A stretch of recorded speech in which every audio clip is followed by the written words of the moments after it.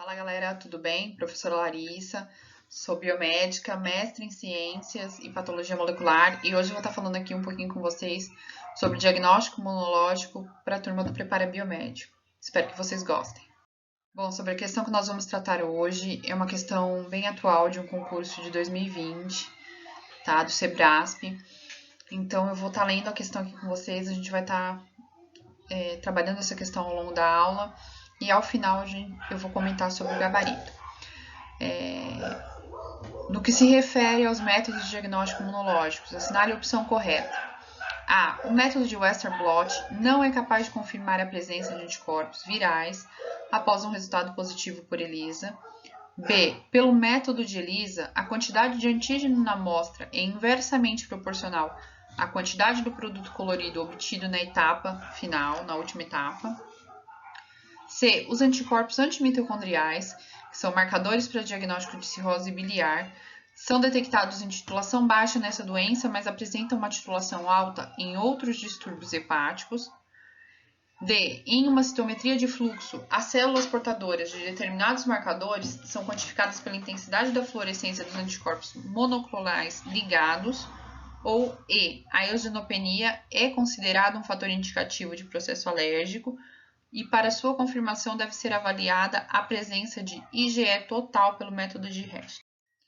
Bom, vamos entender um pouquinho de como funciona a ativação do sistema imunológico, antes de dar seguimento à questão. Primeiro, meu organismo ele reconhece, ele detecta que tem um patógeno, seja um vírus, uma bactéria ou um fungo, e que ele vai precisar de células suficientes para combater esse patógeno. Então, ocorre a fase da detecção. Após essa detecção, os macrófagos que estão presentes em praticamente todos os tecidos do nosso organismo, eles são capazes de reconhecer as moléculas, algumas moléculas presentes nesses antígenos, que é o que a gente chama de resposta imediata. Esses macrófagos eles vão reconhecer e vão começar a tentar eliminar essas células. Para que eles consigam, eles vão recrutar mais células de defesa do nosso corpo. Que células são essas? Os neutrófilos, os leucócitos, os monócitos, os polimorfos, né, que a gente tanto vê aí em hemogramas, que vão ser recrutados para resposta tardia, ou seja, meu corpo está tentando eliminar esse agente, eu preciso eliminar, tá? E após esse recrutamento, após essas células todas chegarem ao local desejado, né, reconhecerem esse antígeno, começa a etapa de destruição, eliminação ou neutralização. Aí eu tenho a presença de células natural killers, eu tenho presença de fagócitos, que vão levar o corpo a ter o quê? Anticorpos contra aquele determinado agente. Tá? Se for um vírus, anticorpos contra aqueles vírus. A mesma coisa acontece com a gripe. Eu fico gripado uma vez, meu corpo ele se sensibiliza, ele detecta o vírus da gripe, ele recruta todas as células de defesa e ele cria imunidade para aquela determinada cepa de gripe. Tá? Então, eu gero resposta imunológica, eu gero a imunidade para o indivíduo. Aí, só para contextualizar um pouquinho melhor, o que é uma imunoglobulina e o que é um anticorpo? A imunoglobulina, eu utilizo esse termo quando eu quero falar sobre as características da molécula de anticorpo. Então, a imunoglobulina, o que ela é?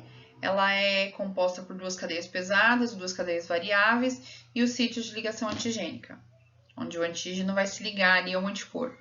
E o que é um anticorpo? O anticorpo, quando eu me refiro ao anticorpo, eu quero falar sobre as características biológicas dele. Então, o anticorpo IgG, o anticorpo IgM, né? A imunoglobulina G, imunoglobulina M, imunoglobulina A, só para a gente ter bem claro essas duas nomenclaturas. E quais são os tipos de anticorpos presentes no nosso corpo? Nós temos anticorpos da classe IgG, que são os anticorpos que a gente fala de resposta tardia. Ou seja, você foi imunizado contra a influenza. Então, você vai ter anticorpo IgG na sua titulação sanguínea. Você teve contato com a influenza e ainda não foi imunizado, então você vai ter o IgM, que é o anticorpo de resposta aguda.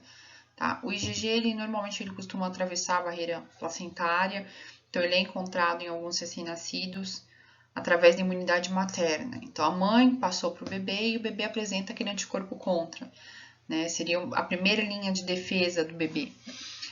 O IgA ele é presente em mucosas, ele tenta impedir a entrada desses patógenos no nosso organismo.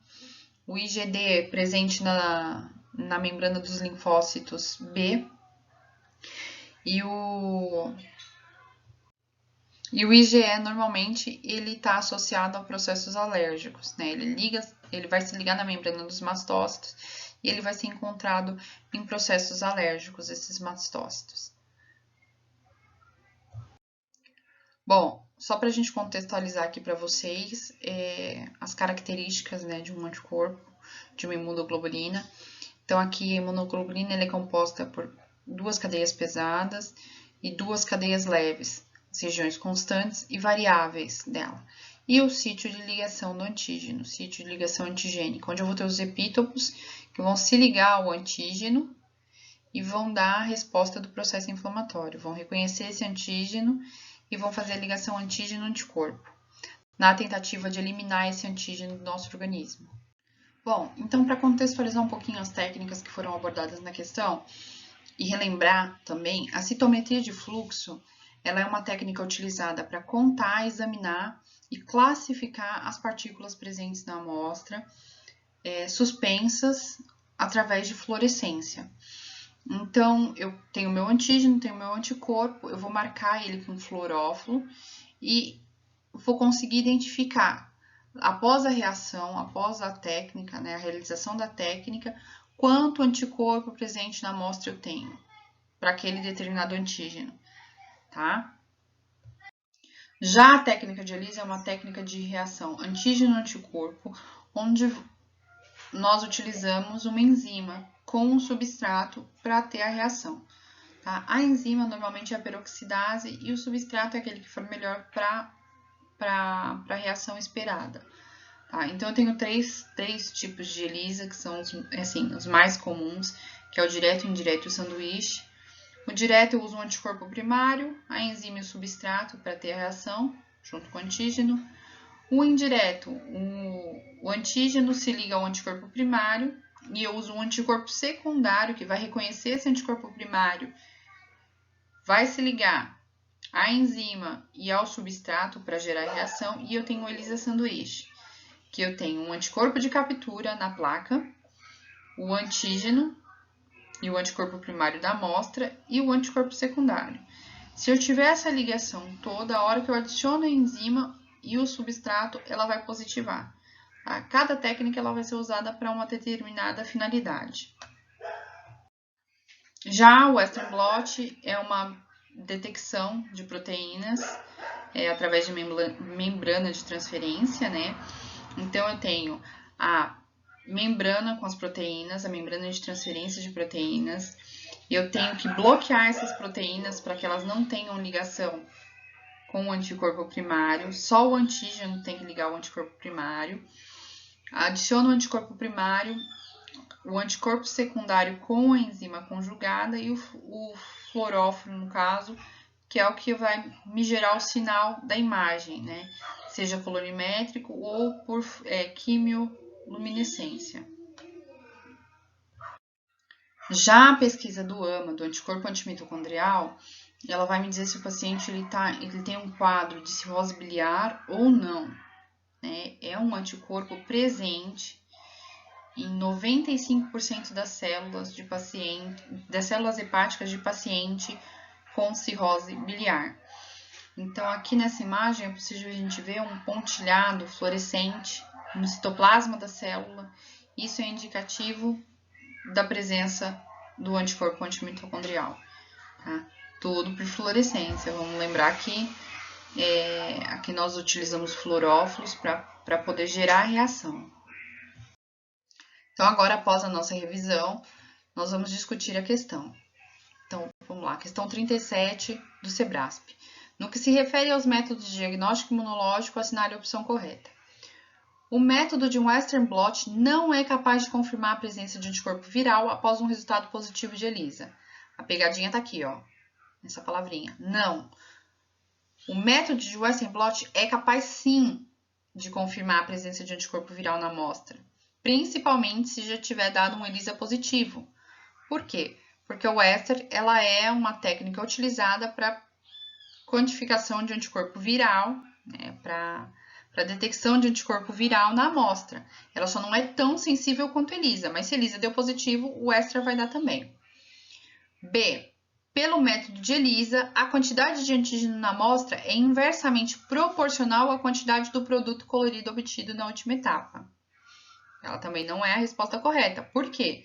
Porque, como eu tenho a ligação antígeno-anticorpo, a quantidade de antígeno vai ser proporcional, ela vai ser proporcional à quantidade de produto obtido na última etapa. Então, quanto eu tiver de antígeno, eu vou ter de produto colorido na última etapa através da ELISA.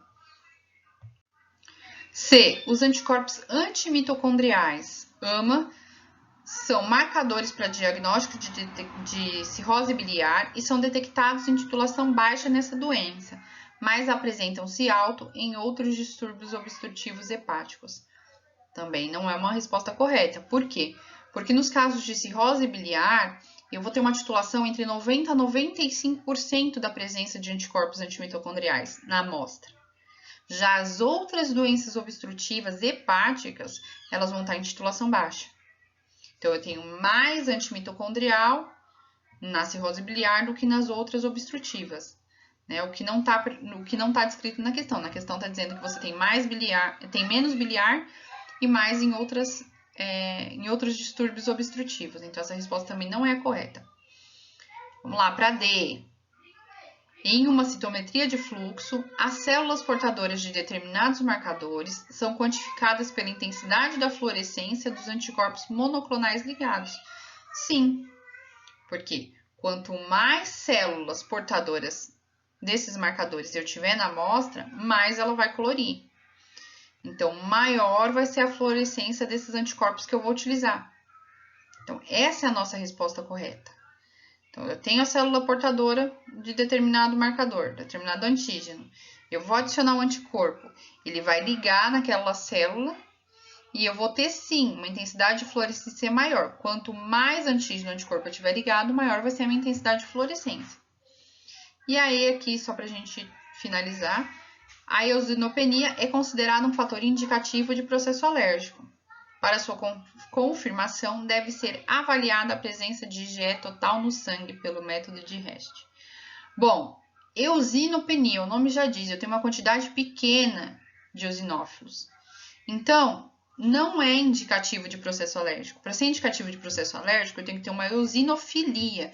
Eu tenho que ter o aumento desses eosinófilos na circulação.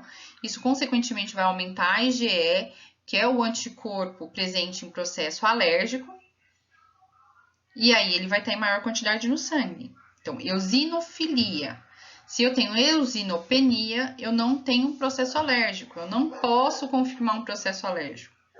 Tá? Eu só posso confirmar um processo alérgico se eu tiver uma grande quantidade de eosinos na circulação. E aí eu vou confirmar a presença de IgE pelo método de Rest. Tudo bem? Espero que vocês tenham gostado. Curtam a aula, espero ajudar vocês mais vezes. E para quem quiser me acompanhar, professora Larissa Comparini. Um abraço e um excelente dia para vocês.